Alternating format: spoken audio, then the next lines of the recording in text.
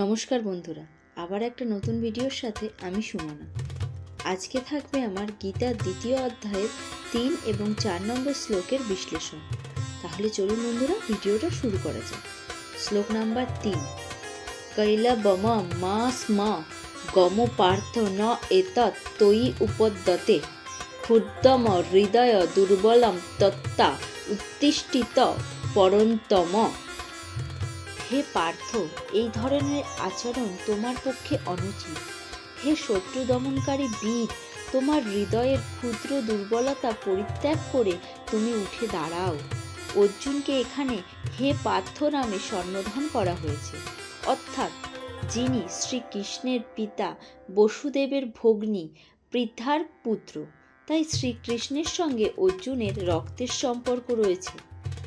ক্ষত্রিয় সন্তানরা যদি যুদ্ধ করতে অস্বীকার করে তাহলে সে কেবল নামেই ক্ষত্রিয়। তেমনি ব্রাহ্মণের সন্তান যদি অধার্মিক হয় তখন সে কেবলই নামেই ব্রাহ্মণ। এই ধরনের ব্রাহ্মণ ও ক্ষত্রিয়রা তাদের পিতার অযোগ্য সন্তান। তাই শ্রীকৃষ্ণ চাননি যে অর্জুন একজন অযোগ্য ক্ষত্রিয় সন্তান হন। অর্জুন শ্রীকৃষ্ণের সবচেয়ে অন্তরঙ্গ বন্ধু এবং শ্রীকৃষ্ণ তার রথের সারথি হয়ে স্বয়ং তাকে পরিচালনা করছিলেন। কিন্তু এই সমস্ত সুবিধা সত্ত্বেও যদি অর্জুন যুদ্ধ না করতেন তবে তা হতো নিতান্ত অপযশের বিষয়। তাই শ্রীকৃষ্ণ বলেন যে এই রকম আচরণ অর্জুনের পক্ষে মানানসই ছিল না। অর্জুন হয়তো পরম শ্রদ্ধেয় ভীষ্ম ও নিজের আত্মীয়দের প্রতি উদার মনোভাবের কারণে যুদ্ধক্ষেত্র পরিত্যাগ করতে চেয়েছিলেন, কিন্তু শ্রীকৃষ্ণ এই ধরনের উদারতাকে হৃদয়ের দুর্বলতা বলে বিবেচনা করেছিলেন। এই ধরনের ভ্রান্ত উদারতাকে মহাজনেরা কখনোই অনুমোদন করেননি। সুতরাং শ্রীকৃষ্ণ প্রত্যক্ষ পরিচালনাধীনে অর্জুনের মতন ব্যক্তিত্ব এই ধরনের মহানুভবতা অথবা তথাকথিত অহিংসা পরিত্যাগ করা উচিত।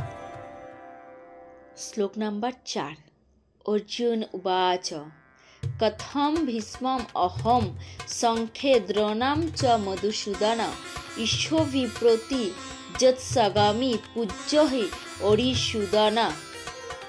অর্জুন বললেন, হে মধুসূদন, হে অরিসূদন, এই যুদ্ধক্ষেত্রে ভীষ্ম ও দ্রোণাচার্যের মতন পরম পূজনীয় ব্যক্তিদের আমি কিভাবে বাণের দ্বারা প্রত্যাঘাত করব? পিতামহ ভীষ্ম ও গুরু দ্রোণাচার্যের মতন গুরুজনেরা সর্বদাই পূজনীয়। এমনকি যদি তারা আক্রমণ করেনও তবুও তাদের প্রত্যাঘাত করা উচিত নয়। সাধারণ শিষ্টাচার হচ্ছে যে গুরুজনদের সঙ্গে মৌখিকভাবেও কখনো তর্ক করা উচিত নয়। এমনকি গুরুজনদের আচরণ যদি কখনো খারাপও হয় তবুও তাদের প্রতি কোনো রকম খারাপ আচরণ করা উচিত নয়।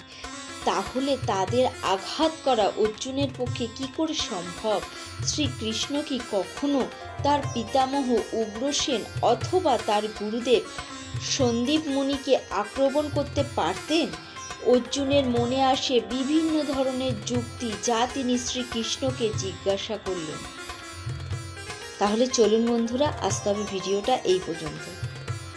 আমার ভিডিওগুলো আপনাদের কেমন লাগছে লাইক কমেন্টের মাধ্যমে অবশ্যই জানাবেন।